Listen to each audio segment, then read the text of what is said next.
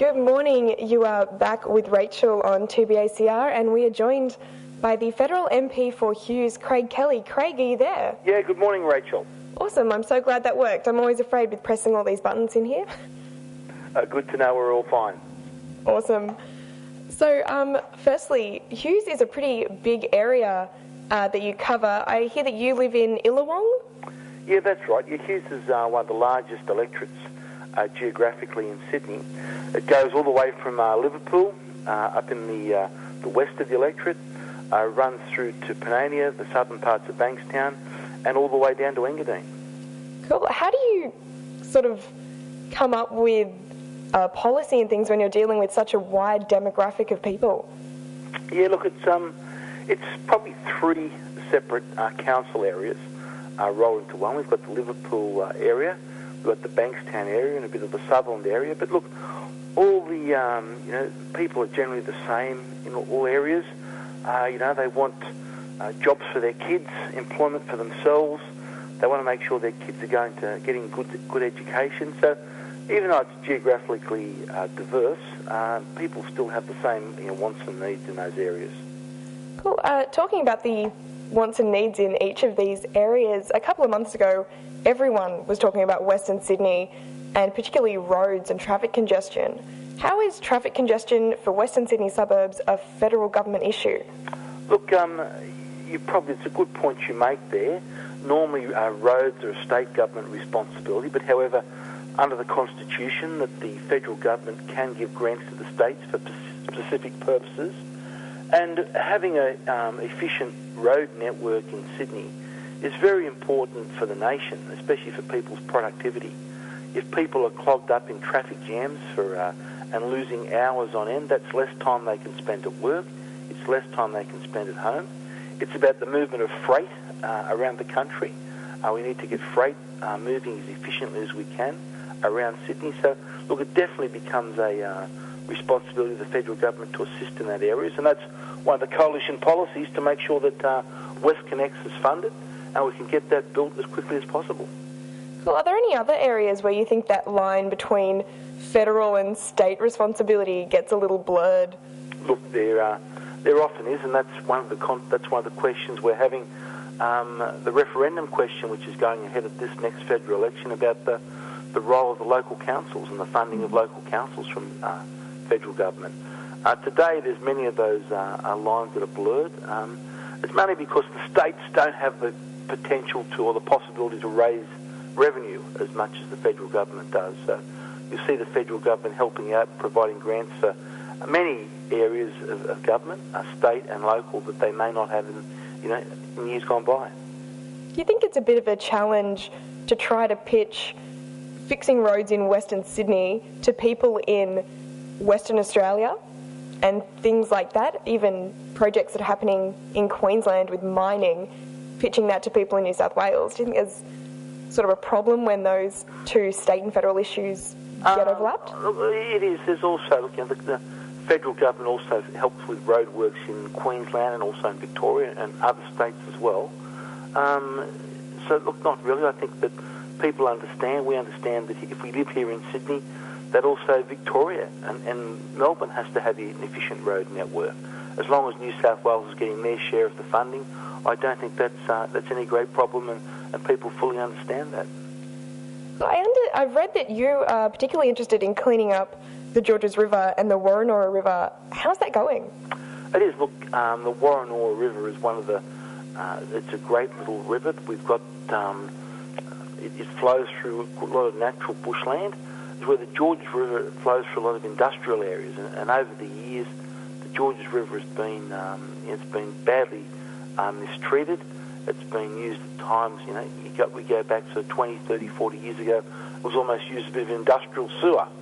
Unfortunately, we've got a good work from the local councils cleaning that up, and the river is really improving a lot, but there's still a lot more work to do on it. Cool. As someone who is quite close to the issue of disability yourself, what's your opinion on the National Disability Insurance Scheme? Look, it's a scheme that's long overdue. We definitely in this country need to give more resources to our disabled kids, people with disabilities and their carers. One of the concerns I do have that expectations may have been raised a little high. We have to remember that this is a program that's going to cost about $10 billion a year. That's, I was going to say 10 million. Oh, that's fine. that's $10,000 million a year. And for the next 4 years, the government's only putting a tiny fraction of that in. So the money is not due to flow for 4, 5, 6 years down the track. So it is still a long way off. There's still a lot of work to do. But fortunately, this is a policy that's supported by both sides of politics. And it's one that I hope, if the coalition government is successful in the coming election, that I'll have a big involvement in. Do you reckon that the National Disability Insurance Scheme is going to face any problems because it has the word scheme in it? Do you reckon plan, something a little less scheming, may have been a better choice of words? They've actually changed the name to Disability Australia. I think names can often be what it's actually called as, it can be overemphasised. Mm-hmm. The importance is how it actually works on the ground, how it can improve the lives and improve opportunities for people with disabilities. And I think one of the things that all parents with a child with disabilities, their real concern is what will happen to their son or daughter when they become too old or they pass on and can no longer care for them. That's the real concern of most parents with disabilities, and that's the issue that really needs to be addressed. You mentioned that what really matters is how this works on the ground. Do you reckon that the current plan for the disability insurance scheme is going to work on the ground? Well, we get to that, what the actual scheme is, or the plan, whatever you want to call it. There's still all the details to be worked out. The government still hasn't announced who is in and who is out of the scheme, who will actually be provided with extra assistance. At the moment, there's an enormous amount of work that needs to be undertaken to try and find out exactly the best way for the scheme to work and to make sure the resources actually are flowing directly to people with disabilities and not sort of being caught up in a bureaucracy. So there's really a long, long way to go. There's an enormous amount of work to go. And it's excellent. One of the things in this country that we have both sides of politics working towards and trying to get that done the best we can. One of the issues which I think each side of politics is increasingly in conflict on would be illegal immigration, representing one of the most ethnically diverse electorates in the country. Do you think people in the Bankstown, Liverpool, General Hughes area are sympathetic or critical of illegal immigration? Look, I think they're critical, and probably more than in other areas, because many people that have migrated to this country through the right channels are more upset than others to find the amount of illegal migration that we've been going into the country. It's a really massive problem that we have. What it does when people come in through the people smuggler channels, it actually cuts out places for people that in desperate situations in many refugee camps around the world. It simply takes their places, and that's what we're seeing. So we have to work out. It's nothing wrong in this country to say that we should determine who our migrants are coming and what our refugee take is. At the moment, that's being subcontracted out to the people smugglers. So the people in real desperation that we want to grant visas to for as asylum people getting asylum in this country, we're not giving them the opportunity. So I think in those areas which do have high levels of recent arrivals, they're probably more concerned about the government's failures in this than other areas of the country. You mentioned the problem of funding for some of the disability scheme and others. What would be the coalition's priority in terms of transport, health, immigration, education, environment? Which of these plans or which of these policies would get priority in a coalition government? Look, I don't think you give priorities to one over the other. The first thing we need to make sure we're doing is growing the economic pie, making the economy larger, because if we can make the economy larger, we can make it run more efficiently, we can make it run more productively, we can become more competitive with goods from overseas. That allows us to have more tax receipts as a nation, and that enables us to do greater things in all of those areas. And that's one of the great achievements of the previous coalition government.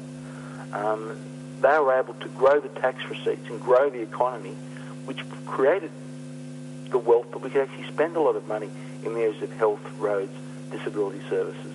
And that's one of the main things that the coalition are trying to do, to make sure we get the economy firing again, so we can have those funds flowing into the government, so we can provide those services that we desperately need. You mentioned being competitive internationally in there, and I know that you've had some sort of a history with international trade. What do you see as the sort of, I guess, problem with Australia internationally in terms of trade at the moment? Yeah, look, you're right. We do have a problem at the moment, and it's one of the, I think, the real big concerns that I personally have, and many other members of the coalition do. The world doesn't owe us a living, and we have one of the highest standards of living in the world, fortunately, here in Australia. Now, the only way we can do that is to maintain our competitive advantages in so many areas. We have to be able to perform more productively than other countries if we're going to maintain these standard of living. Now, one thing that's really affecting us here in the country at the moment is electricity costs. One of our natural advantages for decades has been we've had low electricity costs here in Australia. Now, we've surrendered that advantage. We now have some of the highest electricity costs in the world, which means we see industry moving offshore, businesses moving offshore, and that hampers businesses' ability to pay high wages. One of the reasons our wages are high in Australia is because in the past we've had these low electricity costs that enable business to start up. We can't have high wages and high electricity costs. So that's why we see the coalition policy as getting rid of the carbon tax, taking pressures off electricity prices, making sure the carbon tax doesn't increase, which the government plans to do, which will push electricity costs up even higher. I see that as one of the key policies that the coalition will introduce. Mentioning energy prices, the Lucas Heights reactor is in your electorate. So what are your thoughts on nuclear energy, or particularly nuclear energy for electricity and things like that? Look, we are fortunate here in Australia that we have abundant supplies of coal and gas, that we really don't need to use nuclear as a fuel source. Many other countries around the world, like the USA, Canada, the UK, they have large amounts of their electricity being generated by nuclear power. A country like France generates something like 80% of their their electricity from nuclear power. We're fortunate in Australia here with our coal deposits and our gas that we don't need nuclear power, and it's not something I see coming up in the mix in any time in the near future. Well, thinking more generally then, what would you say is the most important issue that's facing Australia at the moment as far as your electorate is concerned? Look, I think it's probably the similar needs in our electorate is to around the country. We have to maintain our competitiveness as a nation, and that is really under risk from higher and higher electricity prices. We've got to maintain an entrepreneurial spirit in the nation. That's one thing that got us by in the past. We've got to make sure people are able to get into and start new businesses and start new jobs and employ people. And unfortunately, the way we're heading is the government is taking us in exactly the opposite path. It's being more and more difficult. The more and more restrictions that the government puts on with their workplace laws, the harder it becomes for people to actually go out and employ someone and create jobs. The higher our electricity prices become with the carbon tax, the less competitive we become as a nation. And they're the things that put our future prosperity really at risk. And that's what I see as the biggest problem facing our nation today. What would you say is it's probably not an easy solution, but what would you say is the solution to that problem? Look, I think electricity prices, I think it's easy. I think we have to shelve the carbon tax until other countries in the world are doing a similar thing. At the moment, we've got the world's largest and highest carbon tax, which is hammering our industry. We have to make sure we're not moving ahead of the rest of the world. And as far as an entrepreneurial spirit, I think that's something we need to look at in our schools. It should be something, almost a subject that we're taught in schools, that kids are encouraged to have a go and to start their own business when they finally leave school and get through university or a TAFE course. That's something we should be working on. There's a lot of things that need to be done, but unless we can get our electricity costs down, unless we can get an entrepreneurial spirit going, we're going to have real difficulties in our country in the years to come. So thinking about your sort of local electorate, how much of your time throughout the year is actually spent within the electorate versus in Canberra? Yeah, that's a good question. In Canberra, there's about 20 weeks of the year. We have sitting weeks in Canberra. It'll be a little bit less this year because of the election, so probably a little bit less than half the time you're actually living in Canberra and out of the electorate. But look, when I'm in the electorate, you're out and about almost every day. I often have mobile offices, which I set my office up in various locations around the electorate where people can come up and see me rather than having to come to my office in Sutherland.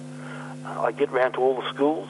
I think last year I went to about 30 school presentations, and I've got a couple of schools to visit again this week. I'm continuing at shopping centres, so even though it's probably only about half the time, you're actually a little bit more than half the time in your electorate, it's plenty of opportunity to get round and about and talk to people that live locally. How do you manage to do those sorts of things and stay connected to your electorate when you are spending all the time in Canberra?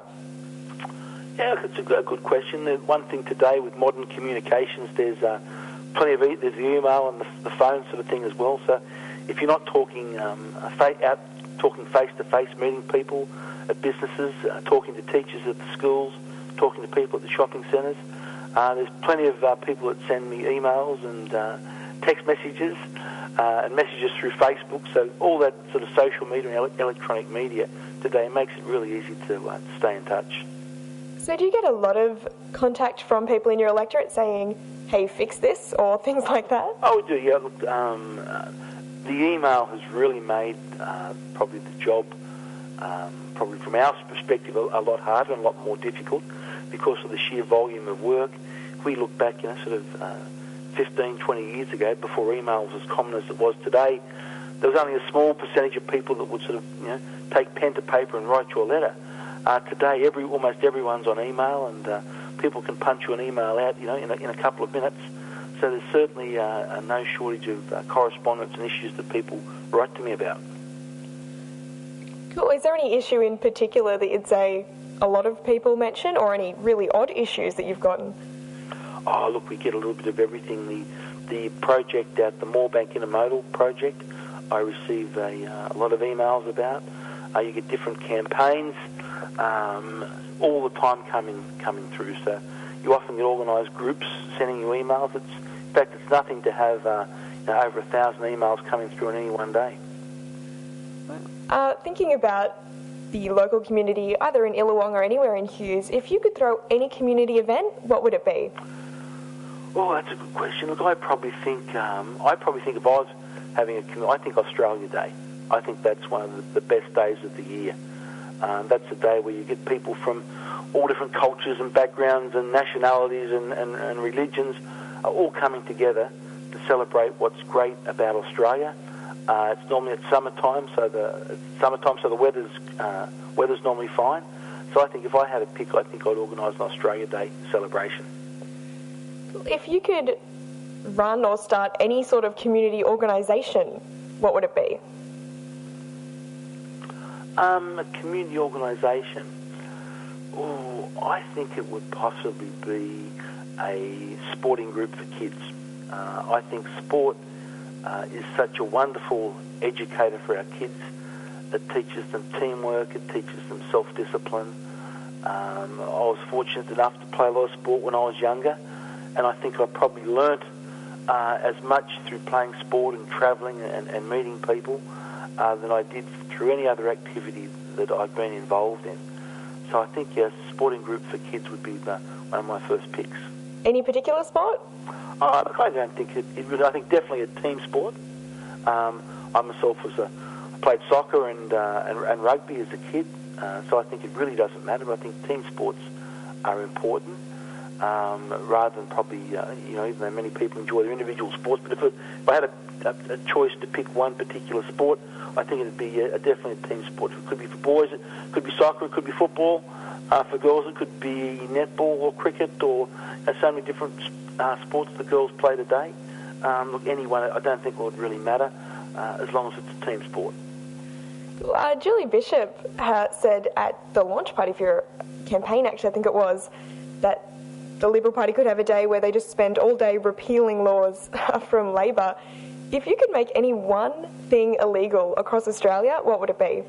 Oh, dear, you're right. There's certainly a lot of bad legislation that we've seen this government has brought in without a lot of thought and without a lot of thinking that has really done some harm to the country. But look, I think if I could make one thing illegal, which is not being done, one of the great concerns I have at the moment are some of these synthetic drugs that we've been reading about recently and the harm these have been doing. I don't know why the federal government has sort of been twiddling their thumbs on this. It's something that we really need to crack down on. The damage that it can do to young people taking these drugs. We saw one young kid killed the other week, jumped off a balcony. It basically, these drugs, they basically mangle the wires in our brain. If we think of our brain as a very, very complex computer, and we all know sometimes how a computer screen sort of plays up and it doesn't look, gets weird and wonderful patterns on the screen, not what we want it to do. These drugs do the same things to people's brains. And these drugs can actually have permanent effects on people's brains. I don't think a lot of kids realise actually how dangerous they are and how it can damage their brains for life and damage their thought processes for life. So I think we really need to crack down on these illegal synthetic drugs, actually, which many of them are not illegal at the moment, and we need to act to make sure they are illegal and to make sure our kids are aware of actually how dangerous they actually are. On the other hand, if you could make one thing mandatory across all of Australia, what would it be? Oh, a mandatory thing. Look, I think simple. I think common courtesy and loving your neighbour. I think today's society, we're all often rushing to achieve our own goals and rushing from A to B, but sometimes little basic common courtesies we overlook. I think that's one thing I'd like to see mandatory. And also I think today we all live in suburbs, we're living on top of each other. I think if, looking after your neighbour and loving your neighbour and just saying, good day, how you going, having a word with your neighbour, I think that's one thing I'd like to see a little bit more of. Cool. Well, I have some ideas for the Hughes area, so I'm going to read some of these out, and I'd like you to tell me whether you're for or against each of these.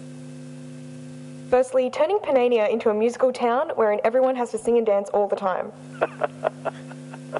Oh, look, Panania's a good place. Look, I don't think any suburb should be one particular area, so I say slightly against on that one, maybe. Fairy lights in every single park in the electorate. Oh, maybe at Christmas time. I'd say yes, maybe at Christmas time, but otherwise I think we'll know on that one. We'll pass on that. That might drive up the electricity prices a little bit more. How about building the world's largest water slide into the Georges River? Look, I see that there's actually a big water slide being constructed in Western Sydney at the moment. So, look, I'd like to see, if we go back, sort of 40, 50, 60, 70 years ago, the Georges River was actually a location where many people used to swim. So I'd love to see the Georges River recover at a stage where it could be used as an area where people would actually go and swim again. But we've still got a lot of work to do on that yet. How about a giant fan to get rid of all of that fog in the morning?